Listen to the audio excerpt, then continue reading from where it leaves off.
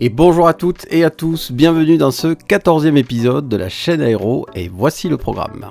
Le 29 novembre 2023, Daher, Airbus et Safran ont réalisé le premier vol d'EcoPulse. Construit sur une plateforme de TBM 900, l'EcoPulse est un démonstrateur d'avion à propulsion hybride distribuée. En associant leur stratégie d'innovation et leur expertise, Daher, Safran et Airbus ont pour objectif de répondre aux besoins de la filiale à travers la décarbonation du transport aérien à l'horizon 2050.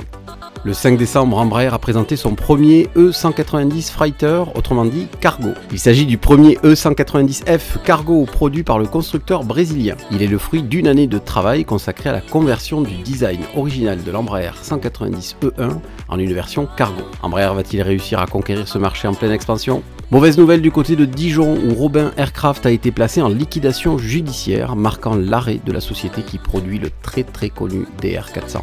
Enfin, ATR, NAC et Total Energy passent au SAF, carburant durable pour la livraison de ces ATR. La filiale aéronautique démontre de jour en jour qu'elle prend le virage environnemental pour limiter les émissions de CO2. Je vous souhaite un excellent épisode. Le 29 novembre 2023, Daher, Airbus et Safran ont réalisé le premier vol d'EcoPulse. Construit sur une plateforme de TBM 900, l'EcoPulse est un démonstrateur d'avion à propulsion hybride distribué. Le premier vol hybride électrique d'EcoPulse est l'aboutissement de plusieurs étapes techniques, puisqu'entre mai et juin 2023, Daher a réalisé 10 heures de vol sans mettre en route le système de propulsion électrique, ainsi que des tests au sol. En associant leur stratégie d'innovation et leur expertise, Daher, Safran et Airbus ont pour objectif de répondre aux besoins de la filiale à travers la décarbonation du transport aérien à l'horizon 2050. Les estimations montrent que l'hybridation pourrait réduire l'empreinte environnementale d'un avion jusqu'à 5%. Dévoilé au Salon du Bourget 2019, EcoPulse est l'un des projets collaboratifs majeurs en Europe dans le domaine de la décarbonation de l'aviation. Il est soutenu par le CORAC et cofinancé par la DGAC à travers France Relance et Next Generation Europe. Le démonstrateur vise à évaluer les avantages opérationnels de l'intégration d'une propulsion hybride électrique distribuée, avec un accent particulier sur les émissions de CO2 et la réduction du niveau sonore. Cette architecture de propulsion disruptive permet à une seule source électrique indépendante d'alimenter plusieurs moteurs répartis dans l'avion. Les trois entreprises se sont réparties les missions en fonction de leur expertise. Ainsi, Daher est en charge de l'installation des équipements et des systèmes, des essais en vol, de la conception globale, des analyses de sûreté de fonctionnement et de l'approche réglementaire. Par ailleurs, Daher est en charge de l'adaptation de sa plateforme TBM 900 afin de la rendre compatible avec un système de propulsion hybride distribué, tout en garantissant le niveau de sécurité nécessaire. Safran fournit l'ensemble du système propulsif électrique d'EcoPulse hors batterie, comprenant les moteurs électriques combinés à des générateurs électriques, les hélices, ainsi que d'un système de management de la puissance électrique. Enfin, Airbus assure l'optimisation aérodynamique du démonstrateur, les contrôles avions assistés de la propulsion distribuée et surtout le développement de la batterie à haute densité énergétique. Basé sur une plateforme d'avion Daher TBM 900 immatriculée FWECO, EcoPulse est équipé de 6 propulseurs électriques intégrés ou e-propellers fournis par Safran répartis le long des ailes. Son système de propulsion intègre deux sources d'énergie, un turbogénérateur, c'est-à-dire un générateur électrique entraîné par une turbine à gaz fournie par Safran, et un pack batterie à haute densité énergétique fourni par Airbus. Au cœur de cette architecture se trouve une unité de distribution et de retraitement d'énergie, PDRU, chargée de protéger le réseau haute tension et de distribuer l'énergie électrique disponible, ainsi que des harnais d'alimentation haute tension, tous deux fournis par Safran. La batterie conçue par Airbus est dimensionnée pour 800 volts en courant continu et peut fournir jusqu'à 350 kW de puissance. En réalité, la batterie est suffisamment puissante pour alimenter jusqu'à 6 propulseurs électriques. La batterie est peut-être le système le plus révolutionnaire de ce programme. Aujourd'hui, l'énergie électrique est principalement utilisée dans l'automobile. Mais les batteries utilisées dans l'automobile sont trop lourdes et trop encombrantes pour être utilisées dans l'aérospatiale. Côté aéronautique, les batteries utilisées à ce jour sont quant à elles généralement à basse tension. Airbus a donc mis 4 ans à développer une batterie haute tension à densité énergétique élevée tout en étant légère et compacte. C'est donc l'alliance poids-puissance qui est révolutionnaire dans ce système de batterie qu'Airbus espère un jour intégrer dans les avions commerciaux. Le démonstrateur bénéficie également de l'expertise en intégration aérodynamique et acoustique de l'avionneur européen. Airbus a également développé le calculateur de commande de vol permettant les manœuvres de l'avion à l'aide des e-propellers et le synchrophasage pour soutenir les futures recommandations acoustiques de l'avion. A l'occasion de ce premier vol, l'équipage a activé les propulseurs électriques et vérifié le bon fonctionnement de l'ordinateur des commandes de vol, de la batterie haute tension, de la propulsion électrique distribuée et du turbogénérateur électrique hybride du démonstrateur. Les essais en vol du démonstrateur dureront au plus tard jusqu'à mi-2024 et comprendront jusqu'à 30 vols d'essai. Nous assistons avec Ecopulse, Voltaero, Aura et Electra entre autres à l'accélération de la décarbonation de l'aéronautique mondiale. Nous continuerons de suivre sur la chaîne les avancées de ces programmes.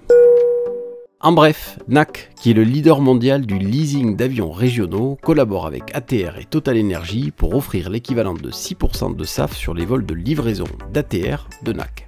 L'idée est simple, assurer une livraison sur 5 d'avions ATR à NAC avec 30% de carburant durable, ce qui permet ainsi une économie de 4 tonnes de CO2 tous les 5 avions. Cela équivaut à un mélange de 6% de SAF sur la première étape de chaque vol de convoyage à compter de 2023. Air Swift est la première compagnie aérienne à bénéficier du programme avec un ATR 72-600 issu d'une commande d'avion neuf de NAC. L'appareil qui a décollé de Toulouse à destination des Philippines le 27 novembre 2023 sera utilisé par Air Swift pour desservir sa plateforme d'El Nido sur l'île de Palawan. Ça n'a l'air de rien, mais mis bout à bout, ces petits ruisseaux peuvent faire de grandes rivières et témoignent surtout que l'ensemble de la filière aéronautique s'est bel et bien mise en mouvement pour baisser ses émissions de CO2. Le 5 décembre, Embraer a présenté son premier E190 Freighter, autrement dit cargo. Il s'agit du premier E190F cargo produit par le constructeur brésilien. Il est le fruit d'une année de travail consacrée à la conversion du design original de l'Embraer 190-E1 en une version cargo. Embraer a pour objectif de conquérir le marché actuellement détenu par la première génération d'avions cargo convertis comme le Boeing 737-300F. Embraer à travers ce programme présente des coûts 25% inférieurs à ses concurrents tout en transportant un volume quasiment identique. Embraer estime que les besoins en avions cargo pour les 20 prochaines années s'élèvent à 700 appareils, 250 avions cargo à remplacer et 450 nouveaux avions cargo pour suivre la croissance du marché. Le 190F arrive sur le marché alors que la demande de fret aérien continue de décoller et que le commerce électronique et les échanges en général subissent une transformation structurelle mondiale. Parfaitement positionné pour combler l'écart sur le marché du fret entre les turbopropulseurs de type ATR-72 Freighter qui peuvent transporter 9 tonnes de fret et les plus gros avions à fuselage étroit comme le Boeing 737-300F qui peut transporter environ 22 tonnes, l'Embraer 190F peut transporter quant à lui en fonction des versions entre 10,7 et 12,3 tonnes. L'Embraer 190 est un avion civil produit par l'entreprise brésilienne Embraer. Il a effectué son premier vol le 12 mars 2004, soit 2 ans après le premier vol de l'Embraer 170. Cette version allongée de l'Embraer 170 est certifiée depuis la mi-2005 et peut accueillir de 98 à 114 passagers. Long de 36,24 mètres et d'une envergure de 28,72 mètres, cet appareil est motorisé par deux General Electric CF34, un turboréacteur à double flux développé par GE Aircraft Engines. Il peut parcourir 2578 nautiques, soit 4775 km, à une vitesse max de Mach 0,80. Une deuxième version, l'Embraer 195, a effectué son premier vol le 7 décembre 2004. Cet appareil est 2,41 mètres plus long que l'Embraer 190, mais il peut transporter plus de passagers, entre 108 et 122, sur une distance par ailleurs inférieure au 190 de 700 km, puisqu'il dispose d'une autonomie de 2200 nautiques, soit 4077 km. La dernière version améliorée de l'Embraer 190, c'est la version E2. La version cargo sera issue de la première version et sera donc déclinée en deux versions, l'Embraer 190F et l'Embraer 195F.